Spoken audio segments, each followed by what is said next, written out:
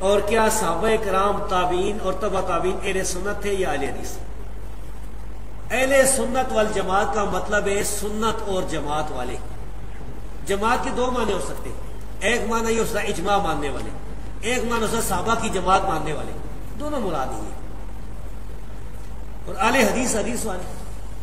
اب میں آپ سے پوچھتا ہوں کہ ایک آدمی آج نبی کریم صلی اللہ علیہ وسلم کی سنت معلوم کرنا چاہتا ہے. وہ چاہتا ہے کہ مجھے سنت معلوم ہو جائے، میں سنت پر عمل کرنا چاہتا ہوں. اس کا کیا طریقہ ہے؟ کدھر سے لے گا؟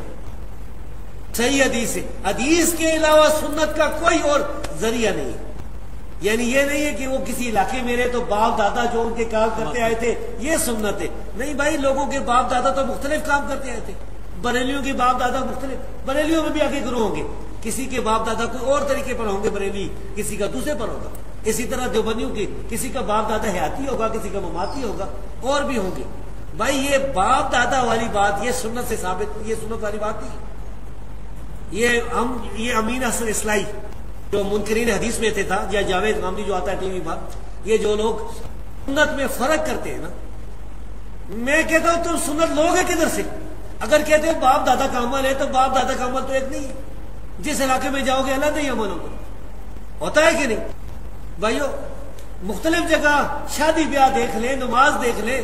کسی جگہ مسجد میں سلام پھیرے گا امام تو رمضان میں لا الہ اونچا الا اللہ پڑھیں گے. پڑھتے کہ نہیں؟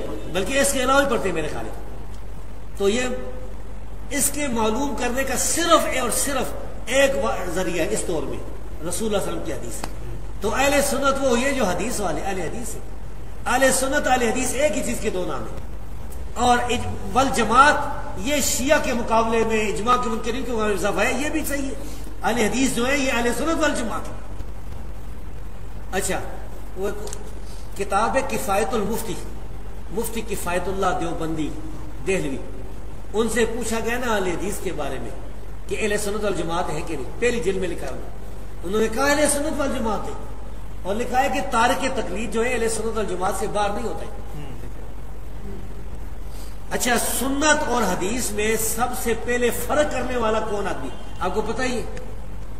سب سے پہلے سنت اور حدیث میں فرق کرنے والا کہ حدیث علیحدہ چیز سنت علیحدہ چیز ہے، یہ مرزا غلام احمد قادیانی تھا. اس نے کشتی نوح میں جو اس کی کتاب ہے لکھا ہے کہ سنت علیحدہ چیز ہے، حدیث علیحدہ. یہ جتنے منکرین حدیث ہیں یہ مرزا قادیانی سے لیتے ہیں. حالانکہ اشرف علی تھانوی نے بشتی زور میں لکھا حدیث سنت ایک چیز ہے. اور بھی ہم کتابیں، امام مالک رحمۃ اللہ علیہ کا تو مشہور صحیح واقعہ ہے جس میں وہ حدیث سنت کو ایک کرا دیتے. سنا دوں واقعہ ہو.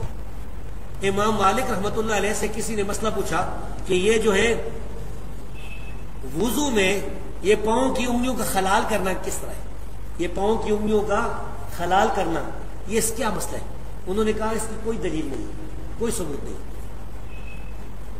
اسی مجلس میں امام عبداللہ بن وہب رحمۃ اللہ علیہ بھی. یہ واقعہ تقدمۃ الجرح و تعدیل میں اور امام بیہقی سنن الکبریٰ کی پہلی جلد میں حسن لذات کی سند کے ساتھ، یہ صحیح سند کے ساتھ لکھا. ادھر امام عبداللہ بن وہب نے کہا کہ عندنا فی ذالک سنہ، ہمارے پاس مصریوں کے پاس اس کے بارے میں ایک سنت ہے. امام مالک نے فرمایا ہاتھ میں کون سی پیش کر. انہوں نے اپنی سند کے ساتھ حدیث بیان کی اور اس حدیث میں مستورد ابن شداد رضی اللہ تعالیٰ پر سند پہنچائی. اور وہ فرماتے ہیں کہ رسول اللہ صلی اللہ علیہ وسلم آپ فرماتے تھے کہ انگلیوں کا خلال کرو. امام مالک نے یہ سن کر فرمایا ان ھذا الحدیث حسن، یہ تو حسن حدیث ہے، اچھی حدیث ہے. پھر وہ کہتے ہیں کہ جب بھی ان سے مسئلہ پوچھا جاتا تھا وہ کہتے تھے انگلیوں کو خلال کرو. پہلے پتہ نہیں تھا، وہ کہتے تھے نہیں یہ خلال. جب پتہ چل گیا حدیث آ گئی خلال کرو. تو بھائیو یہ بات ہے. صحابہ کرام تابعین اور تبع تابعین سارے اہل سنت والجماعت ہیں، سارے اہل حدیث ہیں. اہل حدیث یہ ہمارے بھائی کہتے ہیں نا، محدثین کو کہتے ہیں، حدیث بیان کرنے والے کو. آج کل بعض لوگ کہتے ہیں کہ نہیں یہ غیر مقلدین ہے. پتہ نہیں آپ کو پنڈی بھی کہتے ہوئے کہ نہیں، حضروں میں تو کہتے ہیں یہ غیر مقلدین ہے. اہل حدیث جو ہے نا، بعض کہتے ہیں اہل حدیث تو ہم ہیں، اور بعض کہتے ہیں کہ اہل حدیث تو محدثین تھے. سرفراز خان صاحب نے بھی لکھا ہوا اور لوگوں نے بھی. تو میں کہتا ہوں یہ صحابہ کرام محدثین تھے کہ نہیں؟